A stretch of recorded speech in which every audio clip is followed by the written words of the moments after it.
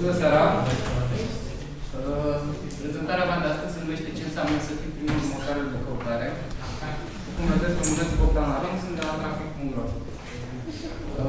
Mi-a luat destul de mult timp ca să găsesc un titlu pentru prezentare și să-mi dau seama exact despre ce o să vorbesc astăzi. Și am ajuns la două subiecte principale, zic eu. Statistici privind traficul organic, informații pe care noi la Trafic le avem și pe care le spunem în momentul în care suntem întrebați și chemați la diverse evenimente. Le-am mai spus, unele sunt în premieră în seara asta. Și al doilea punct, cum puteți folosi eficient datele legate de trafic și de registratori, astfel încât să optimizați mai bine, să faceți mai mulți bani din afiliere. O să începem cu primul subiect. Despre Trafic.ro, aici nu știu dacă mai are sens să vorbim, în ultimul timp ne-am dezvoltat destul de multe lucruri. Are pointer? Da. Așa, o chestie interesantă, noi de-a lungul timpului, din septembrie 2011 până astăzi, am măsurat 180 de miliarde de afișeri. Deci cam în aproape 10 ani și jumătate. Am avut și încă website-uri destul de mari din România, publicate destul de mari din piață. Facebook într-o lună măsoară face 770 de miliarde de afișeri. Deci Facebook într-o lună cam de 4 ori mai mult decât a fost în mare parte din internetul românesc din 2000 și până în 2011. Avem de mai ce înseamnă că suntem 12? Da, și eu vreau să vedem. Păi tipă de 12. Așa mă gândesc la cum să config. Ne găsiți pe Facebook. Cât trafic pot să mă duc în motoarele de căutare? Aici bănuiesc că sunteți cât de cât, dacă nu știți datele pentru România, măcar datele de pe .com le știți și vă mai raportați și la site-ul propriu. În România noi stăm în felul următor.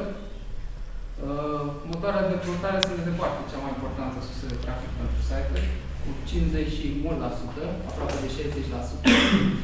Dacă adăugăm și traficul din imagini, care e undeva pe la 4% din ce ținem minte, deci se apropie de 60%. Deci motoarele de căutare, pentru toate site-urile, în medie aproape 60%. Ok, motoarele de căutare înțelegem Google. Da, o să vedem imediat cât și cât are Google, pentru că e un subiect destul de controversat, toată lumea știe că are foarte mult. Noi avem și informații și știm cât are. În principiu, datele astea se raportează doar la site-urile din Trafic.ro, dar numărul mare de site-uri, 40.000 de site-uri, ne fac să credem că sunt cumva generale. Da, am și o întrebare. Știi că mare parte din utilizatorii din România folosesc Google ca și browser. Dar pun acolo frumos numele site-ului. Voi cumva din ăstea 50% ați scos numele site-ului sau făcut ceva de genul? Sunt căutări, se numesc căutări navigaționale, sunt folosite numai în România, sunt folosite și pe .com și pe .com tot așa sunt considerat. Deci sunt inclusiv tot ca și căutări făcut indiferent. Nu e interesant cât ar fi traficul direct din cuvinte cheie. Am putea să facem la un dat un studiu ăsta, dar trebuie un pic gândit și e un pic de muncă, să vedem cum putem să facă numele de domenii sau traficul direct, a doua sursă de trafic, cerere a treia, webmail-ul. Comparație între sursele de trafic, cota la vizite, cum ziceam mai devreme, sunt datele pentru luna martie, cota la vizite, motoare de căutare 57,03% din vizite, traficul direct următorul și așa mai departe. Dacă luăm în funcție de cota la afișeri, se vede că se fac mai multe afișeri din traficul direct decât din motoarele de căutare. Respectiv, aproape 3 afișeri pe vizită la traficul din direct, față de 1,62 din traficul din motoarele de căutare. Ceea ce ne face să credem că de multe ori traficul din motoarele de căutare nu este cel mai targetat. Vorbim de content farm și de spam de mai devreme. În schimb, dacă se face o optimizare cum trebuie pentru motoarele de căutare, traficul organic poate să fie foarte extrem de targetat.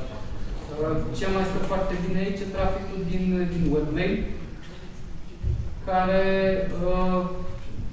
la fel, traficul din mail în general se generează către clienți, nu către clienți noi, ci către clienți recurenți. Dacă facem o corelație între procentajul de vizitatori noi și numărul de accesuri de vizită, o să vedem că procentul de vizitatori noi este mai mic la traficul direct și la webmail. E destul de greu să explic. Dacă nu înțelegeți ceva sau vreți să mă întrebați, puteți să mă întrerupeți. Mai departe. Eu am o întrebare. Mobile nu există? Nu e în fabricație? Mobile, Astfel de instrumente? Nu e segmentat. Nu e segmentat atât de mult până la... Poate să fie și mobile, poate să fie mobile. Știu de asta. Ca o curiozitate o să public zilele acestea, mi-a cerut cineva niște date de la Mondial pentru un studiu referitor la accesarea magazinelor de comerț electronic de mobile. Am oferit informații respective, o să le public și eu pe blog, dar aștept să publice articolul în ziar, ca să nu le fur cumva exclusivitatea. Și o să puteți vedea săptămâna viitoare, cred, pe blogul trafic, informații despre trafic de mobile. Da. iPhone e, ca și informație, 60-70%. Deci avem, deci destul de mult. După cum ziceam, am trecut și aici procentul de vizitatori noi. Deci din toți vizitatorii aduși de traficul direct, doar 34% sunt vizitatori noi, ceea ce înseamnă că majoritatea sunt vizitatori care recurenți. La fel și webmail, aici poate să intre, cu siguranță intră campaniile de newsletter către listele proprii.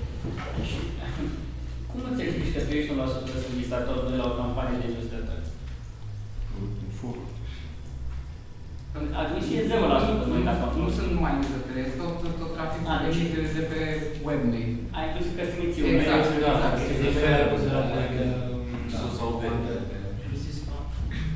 Surse de trafic pentru comerțul electronic, m-am gândit că vă interesează și acest lucru. Am pus și general cifrele de mai devreme, deci traficul direct la comerț electronic, cel care stă mai slab este traficul din motoarele de căutare, care vine 5%, care se distribuie pe celelalte surse de trafic. Surprinzător, aș fi zis că magazinele online primesc mai mult trafic decât media din motoarele de căutare. Două paralele mă apare pe acolo. Două paralele, mai întâi sunt scris în trafic, două paralele. Cum să mai spun trafic? Nu, magazinele care sunt... Magazinele care sunt în două paralele. Ai zis la surse, dar e două paralele. Nu. Ce se inclusiv în referă? Aș putea să mă uit să vorbim. Să vorbim. Da. Bun, și întrebarea pe care a adresat sau afirmația de mai devreme la Florin, ce se întâmplă doar Google sau și Yahoo și Bing și rest. Și răspunsul e unul simplu. Google are 93%. Dacă adăugăm și imaginile care mai fac tot de la Google Bing, de pe undeva pe la 97%. A trebuit să vă faceți probleme în momentul în care... Știu că întotdeauna pe forumuri erau întrebări cu Yahoo, dar cu Bing, ce fac chiar și pe Wikipedia, erau destul de des întrebări, acum ceva timp, acum nu mai sunt la curent, cu optimizarea pentru Yahoo, cu ce diferă optimizarea pentru Bing. Dacă faceți o pentru mine, n-ar trebui să vă bateți capul. Câte cuvinte bine să puțin expresiile pentru care optimizez, vorbind exact de lung de mai devreme. Am încercat la un grafic, o să încerc să vi-l explic. Numărul de variații unice, avem pe OX numărul de cuvinte în expresie, adică aici avem expresii formate dintr-un cuvânt, numărul expresii formate din două cuvinte, în trei cuvinte și așa mai departe. Variații unice, cele mai multe sunt la cuvintele formate, la expresiile formate din trei cuvinte. Și da, și două. Și linia de sus mi arată exact. Exact, căutate. Cele mai căutate sunt cele de expresiile de trei cuvinte. Dacă ne uităm și la trafic, cumva se păstrează proporțiile, deci ce înseamnă variații unice? De ce sunt doar unice? Ce înseamnă? Unice înseamnă că am aici, da? Am căutat acum laptop, primul a căutat laptopuri și până ai căutat iar laptop. Numărul de variații unice este 2.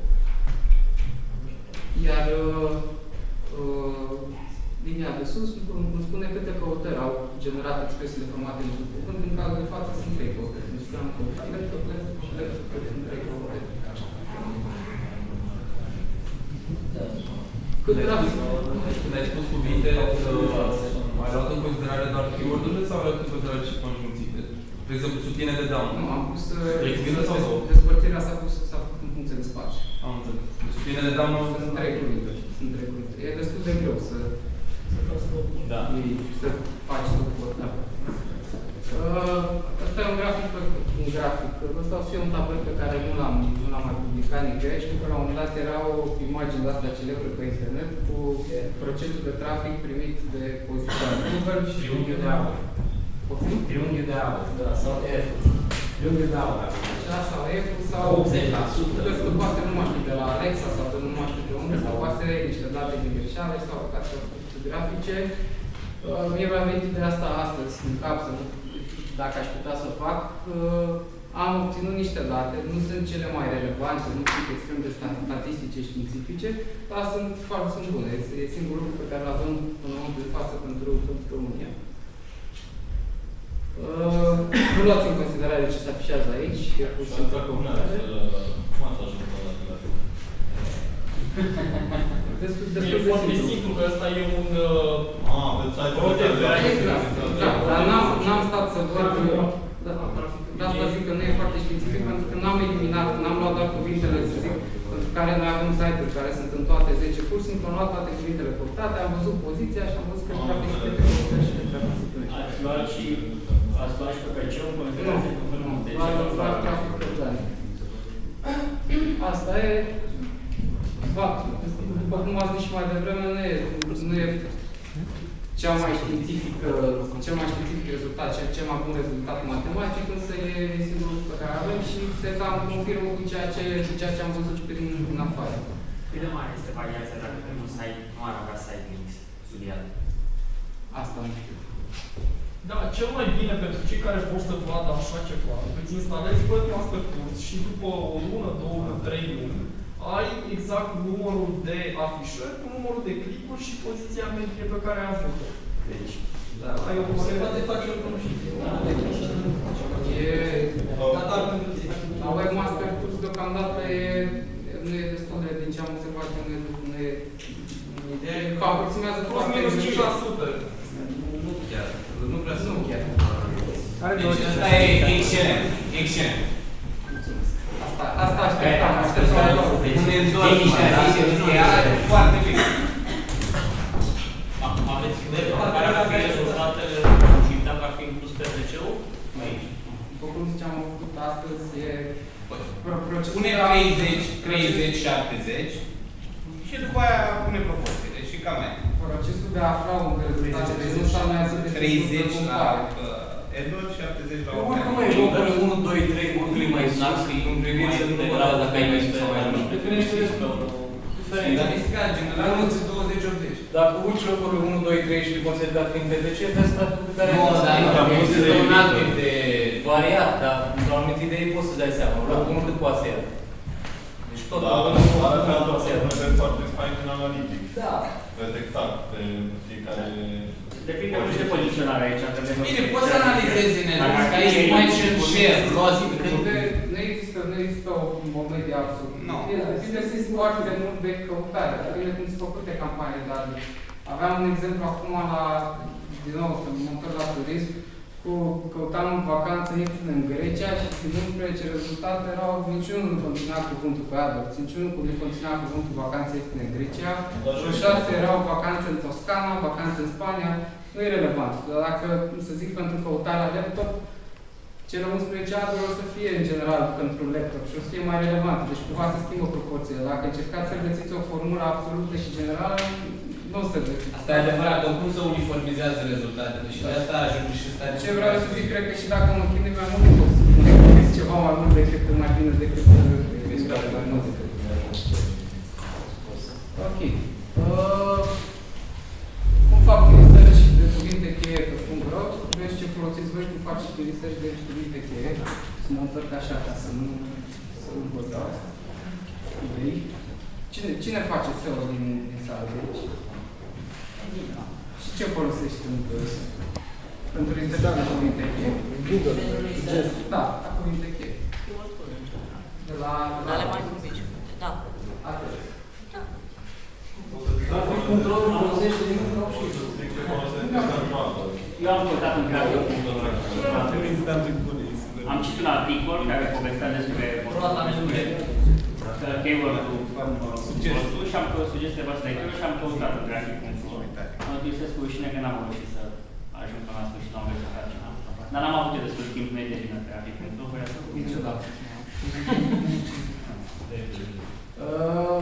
Ce foloseam eu la un moment dat când eram implicat activ în campanii de SEO, keyword-ul de la Google, clar, acum cel puțin acum câțiva ani era mult mai bun, că dădea foarte multe variații. Acum am văzut că nu mai e atât de exact și te face să cam arunci banii pe fereastră dacă nu prea știi AdWords, generezi, nu știu, introduci cuvântul cheie laptop, introduci și dă tot felul de variații, le bagi acolo, primești trafic extrem de brot, nu prea convertește. Deci e bun pentru că îți dă variații, dar trebuie... Cu ele a dat să faci alte research. Da, mă, e un tool.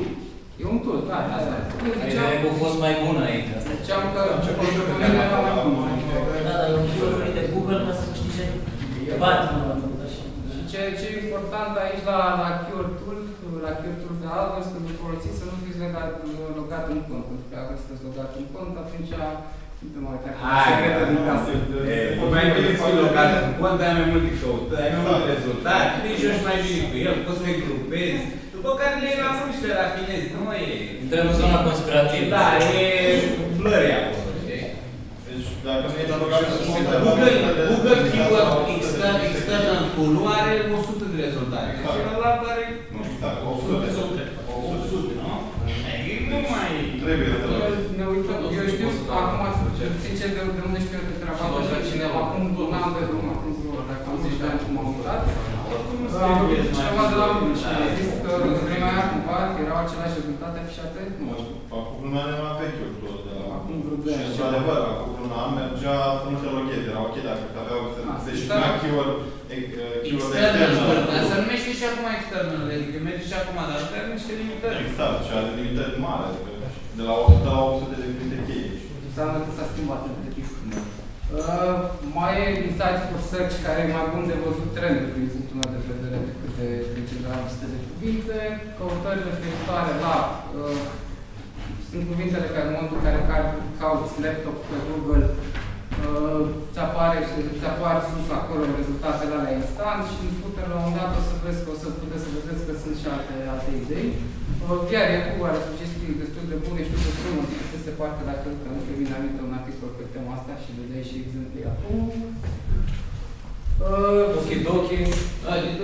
Ok, dicționarul, textul, e bun. Funcționează. Dicționar de sinonim, iar funcționează.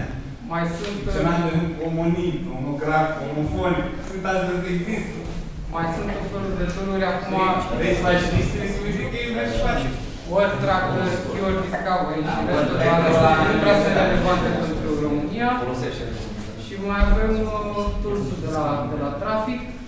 Dezavantajul major la toolsul de la Traffic e pentru că îți arată decât cuvintele căutate pe site-urile care sunt în trafic, dar e destul de ușor de estimat, mai ales dacă avem și proporția asta acum, dacă nu tot aici. Nu știu, intră pe căutare pentru jocuri, o să văd exact care site-uri sunt în trafic și pot să estimez cam care ar fi volumul global de căutări. O să obțin cont cum sunt 40.000 de site-uri în trafic, adică e cum sunt 40.000 de site-uri, oricum.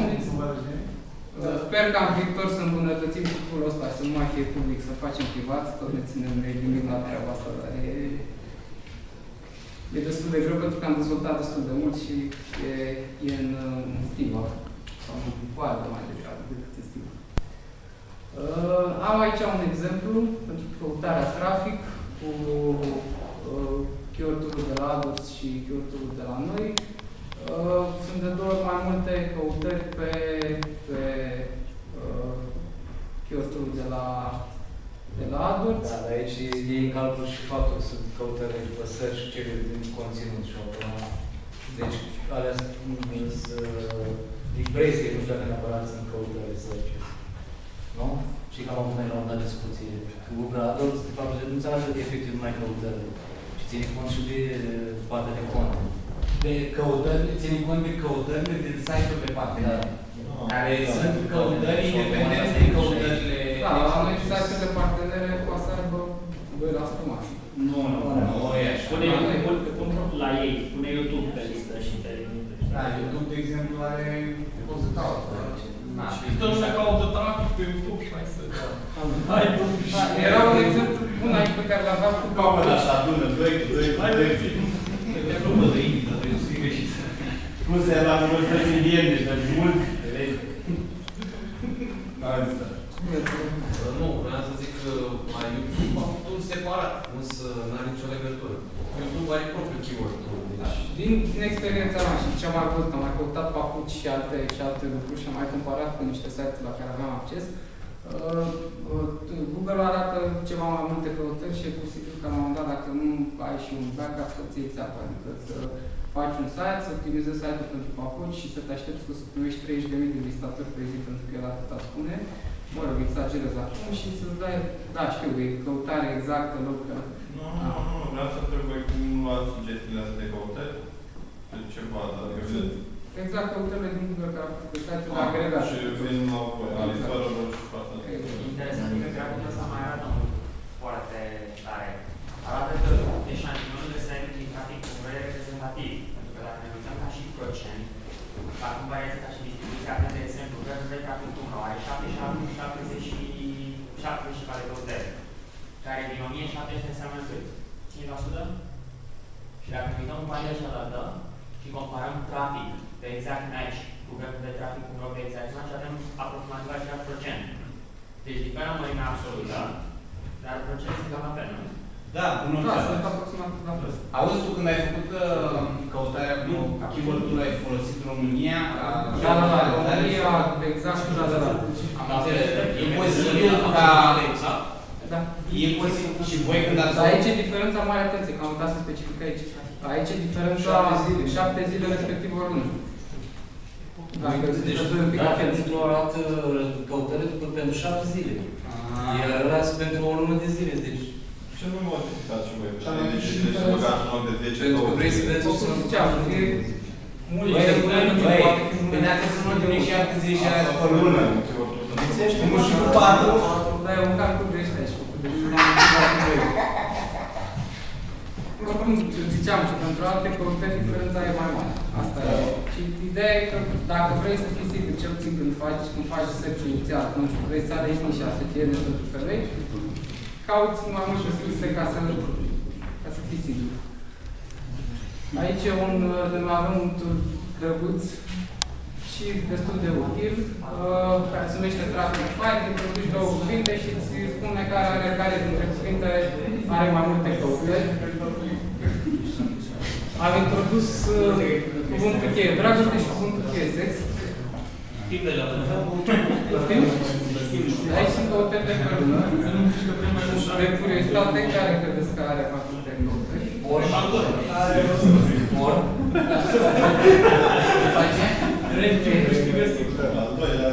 detașat. Al doilea detașat. Flop din dragoste. Flop din dragoste. Când eram mici, Aradul la Antena 1, sigur, dragoste. Da, răspunsul e următorul.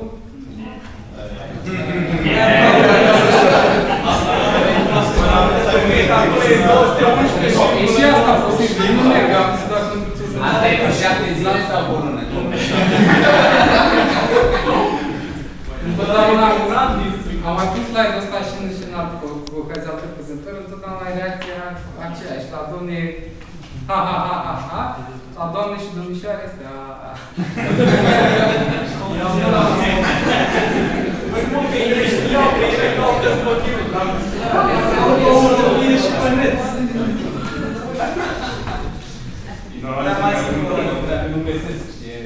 Nu știu, aici m-am uitat prin trafic să văd ce chestii, ce tool-uri mai avea care ar putea să vă ajute. E destul de greu pentru că nu avem nimic foarte specific pentru afiliați.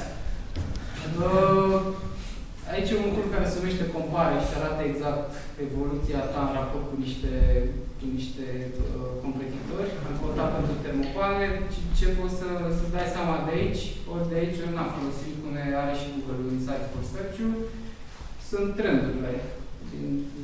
Din noiembrie până în ianuarie scade numărul de căutări de termopoane. Nu știu, sunt chestii poate de multe ori, sunt chestii de bun simț, dar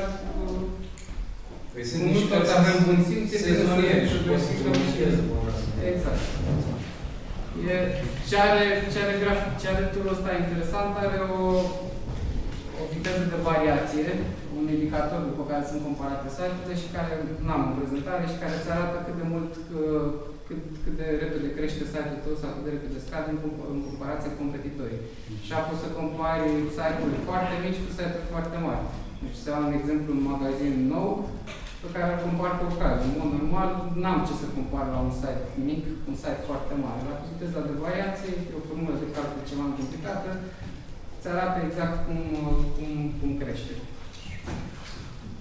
Termopoane, din nou, folosind același tools. Pentru că era un eveniment de SEO, m-am gândit să vorbesc puțin despre un alt produs de-al nostru pe care până am lansat a fost. Nu vreau să fac publicitate sau ceva, ci doar încerc să... Nici măcar nu e product placement, e normal să faci. Doar încerc să ofer să nu știu că și la se vorbește despre viața de limbă. Despre viața de limbă. Ca să încep cu o mică anecdotă așa, în momentul în care făceam SEO, aveam un client pentru bucătării și destul de acum ceva timp în urmă și am început. Am făcut site-ul, densitate, pe vremea aia, titluri puse, Și am dat, trebuie să adun și link-uri către site. Și cum fac să adun link-uri? Și evident, scrie în directoare ceea ce face toată lumea. Am mai făcut niște site-uri de suport, era un site de imobiliare și am făcut pe diverse nișe, bloguri, site-uri de suport cu link-uri către site-ul mare. Aveam pe cineva pe care puteam mi-a făcut și înscrierea în directoare și comentarii pe blogul cu Dufaro și la un moment dat s-a cam terminat. Nu prea mai aveam idei și în momentul respectiv îmi dau seama că nu m-ar fi ajutat destul de mult în punctul ăsta. Piața de linkuri, nu vrem să încurajăm în niciun fel încălcarea politicilor Google. Deci, dacă vreți să acceptați politicile Google și să nu vindeți sau să cumpărați linkuri, dacă vreți să vindeți, să acceptați politicile, atunci faceți-o cu nofollow sau cu linkuri JavaScript, vindeți-le exclusiv pentru publicitate. Am lansat de curând, e un filmuleț, o să vedeți prezentarea pe două parale la sistem acum Context Pro, prin care noi oferim garanția faptului că vânzătorul a pus link-ul și vânzătorul a pus link-ul și cumpărătorul a dat bani. În momentul în care se întâmplă treaba asta, nu face transferul de bani. Pe lângă link-uri, în piața de link-uri pot fi vândute și advertoriale. La advertoriale nu cred că are nimeni nimic ce să comenteze, pentru că întotdeauna advertoriale au fost vândute cu link. Pe internet n-ai cum să nu faci un advertorial cu care să nu folosi cu link. Bineînțeles, nu o fac. Cu nofollow, bineînțeles.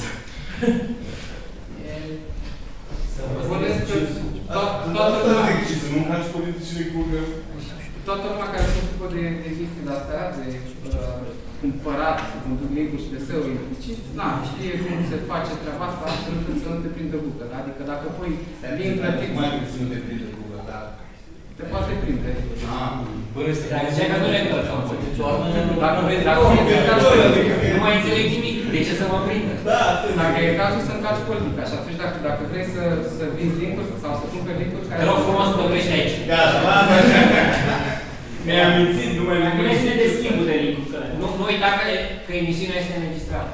Deci uite acolo... Nu că n-am venit niciun exemplu în slide-uri. Numai de asta nu sunt nici punem bip-uri în cazul care. Bip-uri, da. Destul de multe oferte. Avem în momentul de față și că era o chestie interesantă pentru că am spus că banul online că era pentru prezentarea aceasta și nu vreau să iasă în evidență. La banul online prețul mediu pe advertorial pentru 2.000-3.000 de euro. Deci cei care au site-uri despre bani online consideră că site-urile lor sunt atât de valoroase încât bine, și foarte mult. Încă o dată dau exemplu și piticul vrea 800 de euro pe un link. Nu, au fost scoase. Le-ați scos, da? Dar poate să ceară. Păi asta zic, adică... Întotdeauna și tu poți să ceri, de exemplu, pentru o oră de consultanță 20.000 de euro, dar... Trebuie să-ți mai știi. Zic să nu intrăm acolo. Ce sunt ăștia? Euro? Ce ai tu acolo în tabelă? Poftim? Euro sunt ăștia? Da. Euro, da. Nu știu, eu m-am uitat așa pe stele și sunt... Putem să întrebăm, poți să întrebi în sală chestia. Chiar mă vrea să aud o părere a unui grup, așa nu direct scris, știi? Live. Care este părerea voastră vis-a-vis de prețuri? Cum vi se pare? La ONG-uri e bun prețul, la căsătoriale. Deci, hai să nu facem distinție. Nu e blog vectorial, nu e ideea de blog advertising, de branding, de... Era de la articol, dar cum, în general, da, este mai articol, învățată da. cu ideea de vectorial decât cu articol, e ceva mai complicat. Că nu e endorsement, eu te endorsez pe tine printr-un articol. E doar o... Cât de marketing pe aici. Da, eu pot spune despre ce... Dacă oferiți această piață de schimb de link-uri, aveți și un tool sau ceva prin care eu îl pot verifica pe o anumită perioadă? Nu a fost atent. E... Am lansat acum, de curând încă e în beta. Excelent. Așa, un mediator. Întrebarea Mihai e foarte bună, care am auzit și eu ce ai spus tu. Numai că de multe ori se întâmplă, nu ca și cumpărat în viața mea niciodată. Dar dacă le Doamne, ferește! Paul, oprește ai camera! Nu cu scopul de a... Să le plătesc un an de zile și peste o lună să nu le mai găsesc acolo. Eu să le spun, ei să le pună iar să nu le mai găsesc, de că nu o să le caudă pe ziua de nebun. Deci asta e cât timp e chestia asta. Cât timp funcționează În momentul de față e așa, dacă eu am cineva a cumpărat un site pe un link al altuiva, așa, și parteneriatul e încheiat pe 6 luni, atunci banii se vor da la sfârșitul perioadei. Dar analizăm să facem cumva treaba asta lunară. Adică, dacă a cumpărat link-ul cu 6 euro pentru 6 luni, vânzătorul să primească vânzătorii sunt de acord cu asta? Adică majoritatea?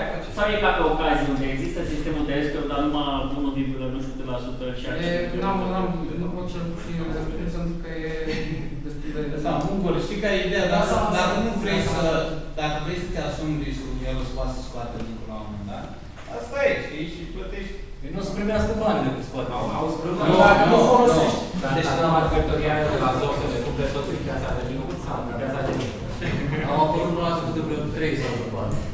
Te gândesc să mai au vreo 6, mai restul e vreme. Mai restul sunt tatăl lor, știi? Dar ce să puteți cu ele? E adevărat? Știi ce ai zis? Nu te-am auzit până ce ai zis. Dar doar ce am zis, că am înțeles. Sau cine ai auzit, am zis. Da. Așa arată o pagină de ofertă, destul de multe informații și dacă vreți să cumpărați link-ul pentru publicitate, cât link-ul pentru trafic, era o regulă pe care mi-am să caut un greu și care mi se pare de simț. Noi eu nu cumpăr nici și nici nu vinde.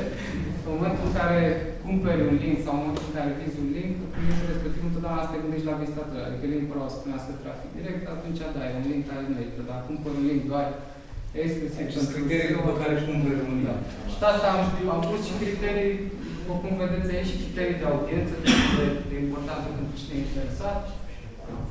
Oferta e bună? E doar un exemplu. Nu, abonamentul la trafic.ro este 10 euro pe an, deci link-ul este 10 euro pe an. Și chiar am vreo 50 de euro pe an. Au vrut să mărească într-o zi. Oferta limitată. Pe lună. Dar nu mai e loc în fută. Dar nu mai e loc în fută.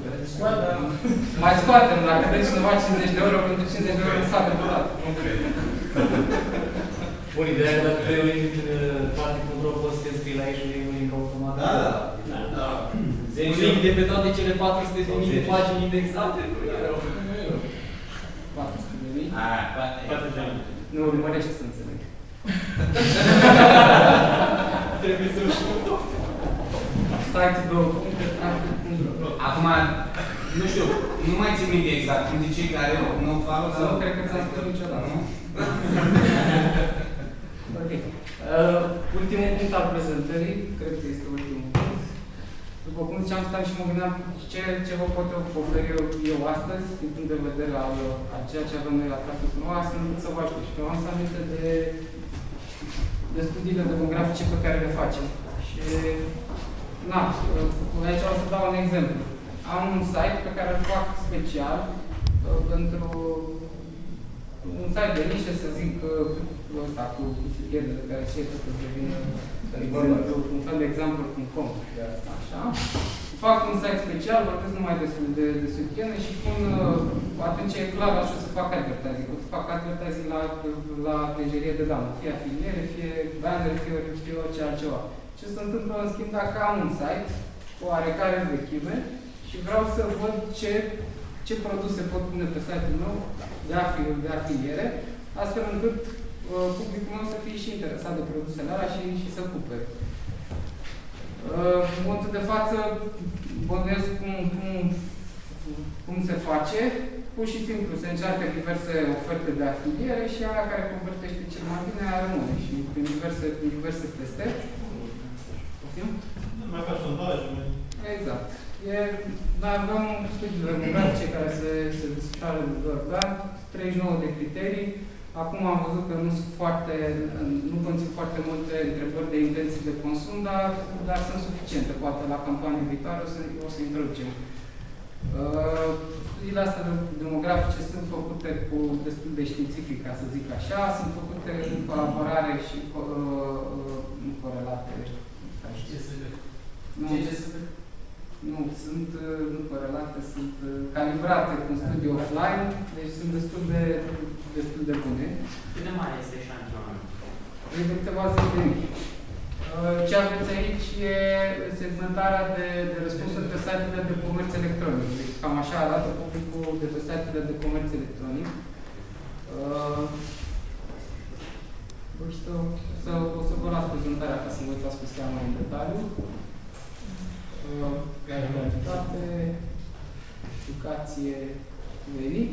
Și cam astea ar fi întrebările pe care, dacă aveți un site care în momentul de față este înscris în trafic și care a participat la ultima campanie de studii demografice și pe care vindeți și pe care își puneți reclame de afiliere, cam astea ar fi întrebările la care ați putea să vă uitați în momentul de față ca să vedeți la ce ați putea să vindeți.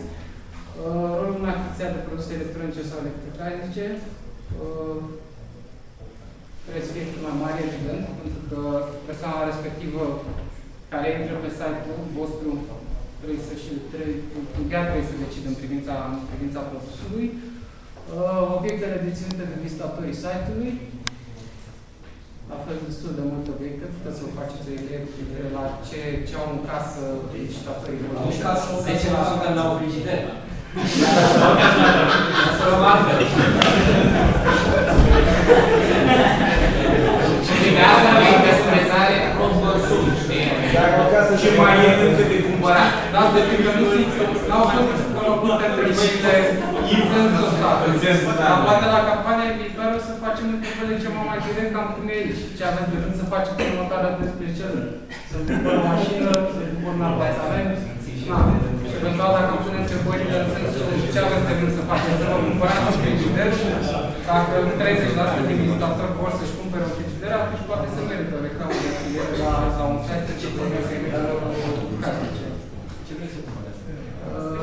Ce e important la studiile demografice e că se face translatarea răspunsului, adică dacă răspuns pe ocazii și pe un montaj pe site-ul vostru, primiți și răspunsul de la ocazii, pentru că e destul de greu pentru site-uri mici să facă un număr relevant de răspunsuri. Un număr relevant de răspunsuri se numără 160 ceva. Deci am calculat. Am și eu o întrebare, că știu cum sunt. Bine, relevant, așa e un pas statistic pe care îl respect, că altfel eu destul de științific, e chiar destul de. În general, astea mai sunt unii, se făcea insights-ul de mult și mai facem cu alternativ studii și mișto acum le face permanent, din câte știu. La un moment dat lansa niște valuri, le termina, le analiza și anunța rezultatele. Acum e permanent. Înțelegeți și la voi la fel? La noi nu sunt deocamdată, n-am reușit să le facem. Ok. Însă problema mea tot timpul cu aceste studii le-am folosit când eram publisher și vreau să scriu câteva alte care da, uite ceva, ce vor să cumpere și mașini, telefoane mobile, excursii în străinătate, evident. Dar realitatea e că oamenii participă la studiile astea pentru că îi se dă un premiu. Noi n-am dat premiu. Aia vreau să am dat, deci când am dat premiu am avut 100.000 de răspunsuri. 120.000 și când am mai dat premiu au fost 70.000. Excelent. Chiar vreau să spun că până aici am impresia foarte mișto, mie mi-a plăcut foarte tare. tu testezi la sfârșit cu...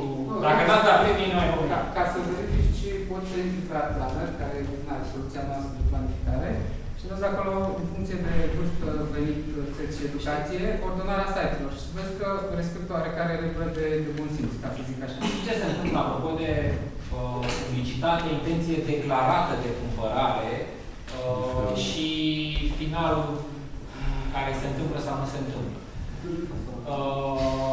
Am avut un site de conversii valutare, n-am alt exemplu, să zic de nu știu câte ori. Am vândut publiciconvertor.ro, am vândut publicitate pe către bănci, telecom, auto, o linie aeriene, and so on. Și am ani de zile, am avut din 2001 sau 2002 până pe curând. Pentru că ocazionii cumpărau, în studii, asta ieșea că oamenii vor să cumpere, până când în 2009, anul de grație al publicității online românești, în disperare de cauză am început să testez marketing afiliat, printre alte soluții. Și am văzut că oamenii cumpărau haine de pe convertor.ro.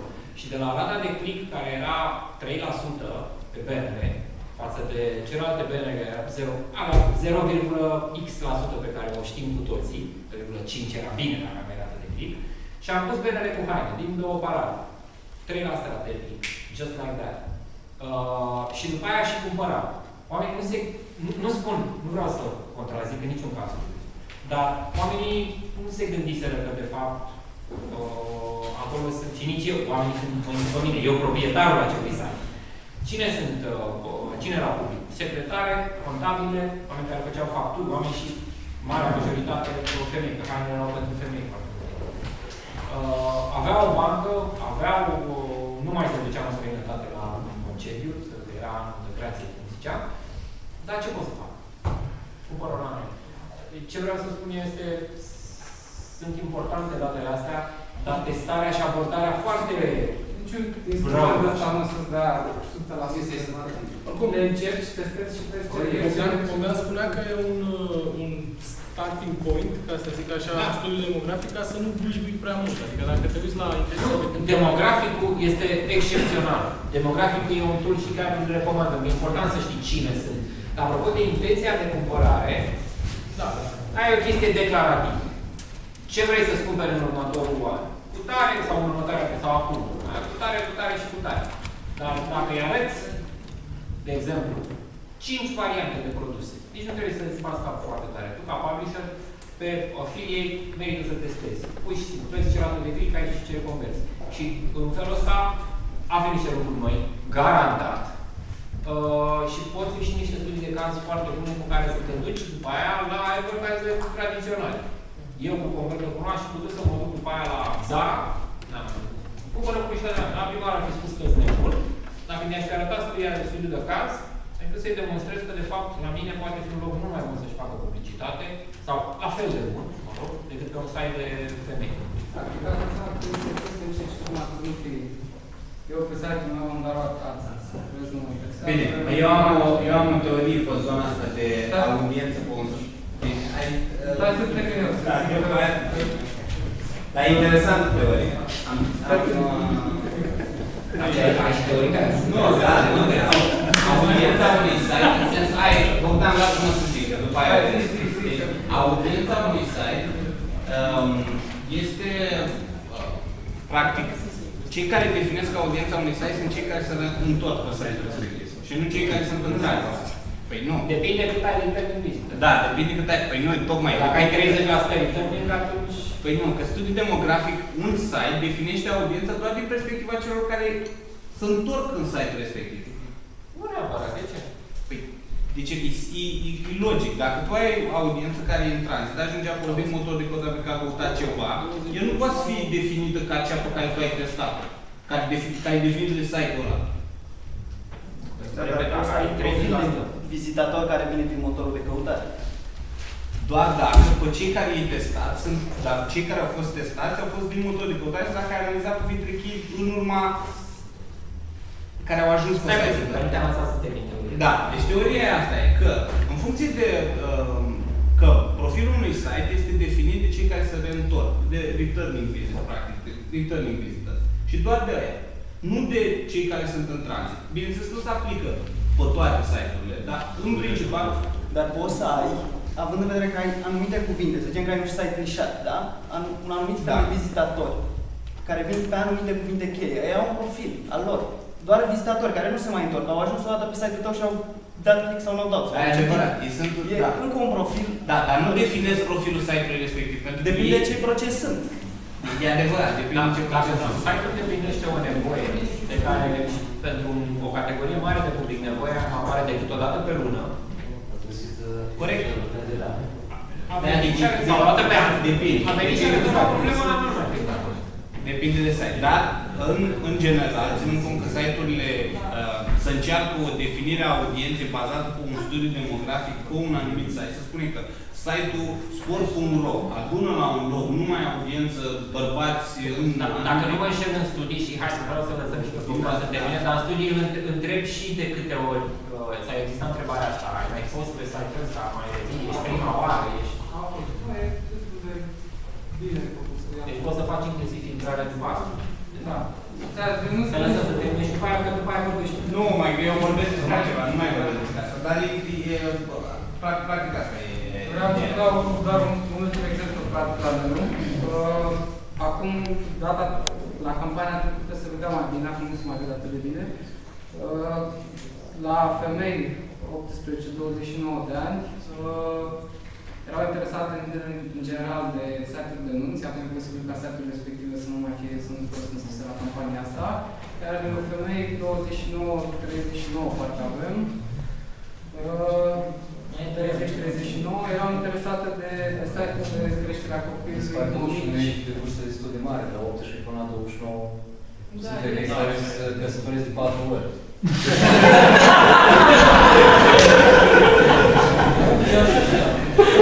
De 4 ori, dar de 2 ori el, adică tipul este. Apoi are. Și cu această afirmație am încheiat. Dar nu mai aveți întrebări? Mulțumim!